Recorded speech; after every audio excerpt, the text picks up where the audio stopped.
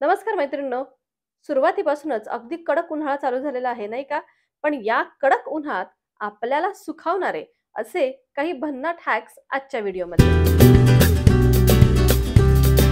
उन्हाळ्यात सतत वापरात येणारी गोष्ट म्हणजे आपला फॅन. खरं तर ऋतू कोणताही असो, फॅन वापरात असो वा नसो, त्याच्यावर धूळ ही नेहमी बसलेली असते. त्यामुळे तो आपल्याला सतत स्वच्छ करावा लागतो आणि असा जर सिलिंग फॅन असेल, तर तो स्वच्छ करणं म्हणजे खूप अवघड काम. कितीही वेगवेगळे टूल्स वापरा, वेगवेगळे हॅक्स वापरा, हा फॅन स्वच्छ करण्यासाठी कष्ट मात्र पडतातच. एकतर तो उंच असतो, हात पोचत नाही, त्यामुळे आपण वेगवेगळे टूल वापरतो. वर बघून तो असा साफ करायला लागतो आणि तो करता करता पार मान दुखून जाते. पण स्वच्छ तर करावाच लागतो, नाही का? मीही यावेळी असेच काही टूल्स वापरून, स्टूलवर चढून, हात वर करून जमेल तसा तो फॅन यावेळी स्वच्छ केला. पण मात्र ठरवलं यावेळी काहीतरी वेगळा उपाय करायला हवा, जेणेकरून असा फॅन सारखा स्वच्छ करावा लागणार नाही. मग या फॅनसाठी मी आणलं असं हे फॅन कव्हर. खूप दिवसांपासून हा कव्हर मी कार्टमध्ये टाकला होता, पण घेऊ का नको अशी सारखी शंका वाटत होती. कारण असं वाटायचं की हा फॅनला बसेल का? फॅन व्यवस्थित दिसेल का? किंवा मग या कव्हरमुळे फॅनचं वारं लागेल का? असं वाटलं. पण म्हटलं आधी एक ट्राय करून तर पाहू. Amazonवर फक्त ₹199 ला मला हा मिळाला. यामध्ये खूप वेगवेगळे कलर्स आहेत, वेगवेगळे रेंज आहेत. पण मला हा थोडासा मळखाऊ कलर बरा वाटला, त्यामुळे मी हा घेतला. आणि आता खूप दिवसांपासून हा कव्हर मी वापरते आहे आणि माझा एक्सपिरियन्स तर खूप चांगला आहे. म्हणजे फॅन दिसायला तर छान दिसतोच आणि शिवाय हवा कमी लागते वगैरे असाही काही प्रॉब्लेम नाही. आणि या कव्हरमुळे आपला फॅन देखील स्वच्छ राहणार आहे. म्हणजे धूळ बसली की हा कव्हर काढायचा, वॉश करायचा आणि पुन्हा बसवायचा. खूप सोपं काम झालं. तुम्हालाही सारखा फॅन स्वच्छ करणं अवघड वाटत असेल, तर हा कव्हर तुम्ही देखील नक्की ट्राय करा. लिंक डिस्क्रिप्शन बॉक्समध्ये दिलेली आहे. कडक, प्रखर ऊन हे नेहमीच धोकादायक असतं. कपड्यांचे कलर जातात, त्याचं फॅब्रिक खराब होतं. त्याचप्रमाणे आपल्या स्किनसाठी सुद्धा हे अत्यंत धोकादायक आहे. त्यामुळे तुम्ही सनस्क्रीन तर वापरतच असाल, होय ना? पण तुमचं जुनं सनस्क्रीन जर हेवी आणि ग्रीसी वाटत असेल आणि व्हाईट का सोडत असेल, तर मामाअर्थचं हे vitamin C daily glow sunscreen एकदा जरूर ट्राय करून पहा. या सनस्क्रीनमध्ये SPF 50 आणि PA++++ आहे, ज्यामुळे स्किनला भरपूर प्रोटेक्शन मिळते आणि अजिबात व्हाईट कास्ट राहत नाही. यात असलेल्या व्हिटॅमिन सी मुळे UV रेज पासून प्रोटेक्शन मिळते आणि आपली स्किन ब्राईट होते. तर हळदीमुळे डॅमेज्ड स्किन रिपेअर होण्यासाठी मदत होते, ज्यामुळे स्किनला नॅचरल ग्लो मिळतो. एवढंच नाही तर लाईटवेट आणि नॉन स्टिकी आहे, त्यामुळे हे सनस्क्रीन स्किनमध्ये व्यवस्थित ॲब्झॉर्ब होते. टॉक्झिन फ्री आणि सेफ सर्टिफाईड आहे, त्यामुळे तुम्ही अगदी रोज वापरू शकता. तर हे सनस्क्रीन तुम्हाला मिळेल Amazon, नायका, पर्पल, फ्लिपकार्टवर आणि तुमच्या जवळच्या स्टोअरमध्ये सुद्धा. मिळालं तर मला जरूर कमेंट करा. आणि मामाअर्थच्या वेबसाईटवरून तुम्ही जर परचेस करणार असाल, तर PALLAVI 2025 हा कुपन कोड माझा यूज करा. 20% डिस्काउंट देखील मिळेल. मी मामाअर्थचे प्रॉडक्ट्स नेहमीच वापरत असते, कारण आपल्या सजेशन्स प्रमाणे ते त्यांचे प्रॉडक्ट्स नेहमीच एन्हान्स करतात. तर या उन्हाळ्यामध्ये हे सनस्क्रीन तुम्ही जरूर यूज करून पहा. त्यासाठी लिंक डिस्क्रिप्शन बॉक्समध्ये दिलेली आहे.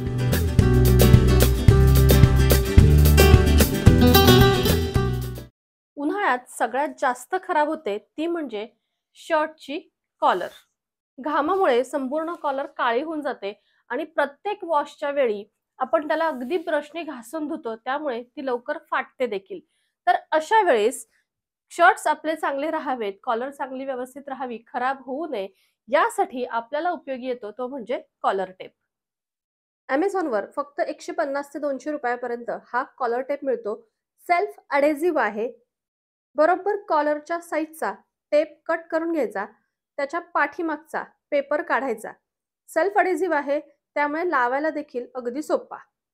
हा टेप फक्त कॉलरलाच नाही, तर जिथे-जिथे कपडा खराब होतो तिथे देखील तुम्ही लावू शकता.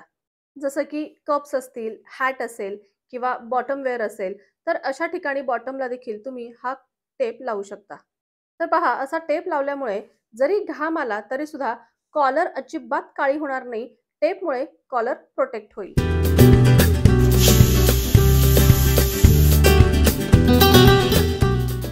उन्हाळ्यात किचनमध्ये एवढ्या गरमीत काम करणं म्हणजे भाजी बरोबर आपण स्वतः देखील शिजून निघतो, एवढं गरम होतं. बऱ्याचदा फॅन लावणं, खिडकी उघडणं या गोष्टी देखील शक्य होत नाहीत. किंवा कधी कधी फॅन जरी लावला तरी तीच गरम हवा संपूर्ण घरात फिरते आणि मग जास्तच गरम होतं. तर या प्रॉब्लेमवरती एक साधा सोपा हॅक मी तुमच्याबरोबर शेअर करणार आहे. यासाठी आपल्याला लागेल असा एखादा छोटासा रुमाल. हा रुमाल थंड पाण्यात भिजवून व्यवस्थित पिळून घ्यायचा आणि आता या रुमालाचं काय करायचं, तर अशी छोटीशी घडी घालायची आणि हा गुंडाळायचा असा छानपैकी आपल्या मानेभोवती. जेवढा वेळ तुम्हाला किचनमध्ये काम करायचंय तेवढा वेळ मधून-अधून हा ओला करून घ्यायचा आणि असा छानपैकी गुंडाळायचा. पहा एवढं छान मस्त थंड वाटतं ना, की तुमची गरमी कुठल्या कुठे पळून जाईल. उन्हाळा चालू झाला की कलिंगडाचा सीझन सुद्धा चालू होतो आणि खरं तर सगळ्यांनाच कलिंगड एवढं आवडतं की दर आठवड्याला 1-2 कलिंगड घरात येतच असतात. पण आता हे एवढं मोठं कलिंगड कट कसं करायचं?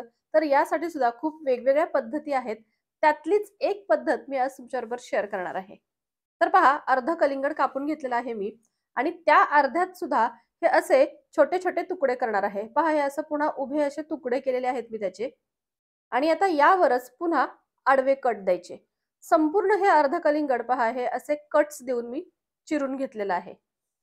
या अशा कट्समुळे आता या कलिंगडाचे खूप छोटे-छोटे भाग झालेले आहेत आणि ते खायला मात्र अगदी सोपे. तर मी यातलं तुम्हाला थोडंसं काढूनही दाखवते. तर पहा असं चिरल्यानंतर त्यातले हे असे तुकडे आहेत ते असे छानपैकी काढून घ्यायचे आणि पहा खायला अगदी सोपं, अगदी आईस्क्रीम खाल्ल्यासारखं हे तुकडे आपल्याला व्यवस्थित खाता येतात. घरात लहान मुलांना जर असे तुकडे करून दिले तर अजिबात मेस होणार नाही, कुठे सांडामांड होणार नाही आणि व्यवस्थित खायला देखील येईल आणि दिसायला देखील अत्यंत सुंदर.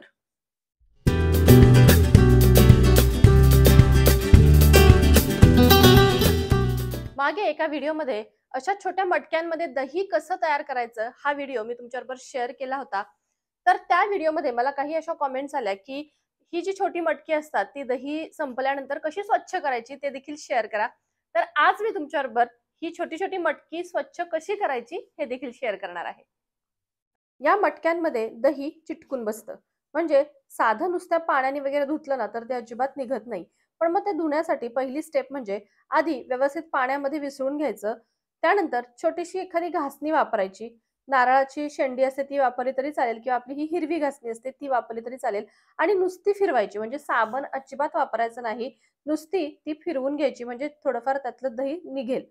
यानंतर पातेल्यात थोडंसं पाणी घ्यायचं, ते गरम करायचं आणि त्यामध्ये ही मटकी अशी उलटी ठेवायची आणि छान हे पाणी उकळून द्यायचं. हवं तर झाकण ठेवलं तरीही चालेल. झाकण ठेवून एक 5 ते 7 मिनिटांसाठी हे पाणी व्यवस्थित उकळून घ्यायचं.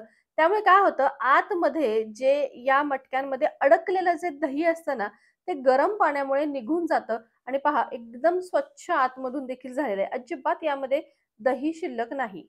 अशा पद्धतीने गरम पाण्यात टाकून जर तुम्ही धुतली ना, तर ही मटकी अगदी स्वच्छ होतात. थंड झाल्यानंतर पुन्हा दूध ओतायचं आणि आपल्या पुढच्या वापरासाठी रेडी.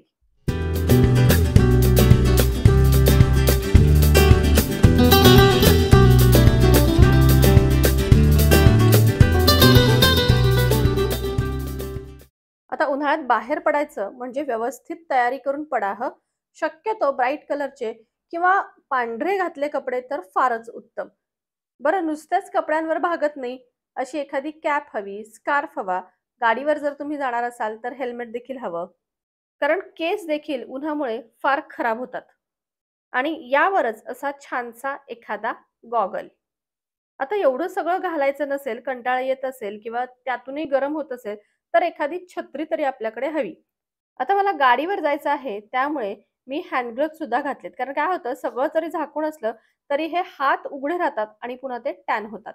तर अशी व्यवस्थित पुरेपूर तयारी करा आणि मगच बाहेर पडा, म्हणजे उन्हाचा त्रास अजिबात होणार नाही.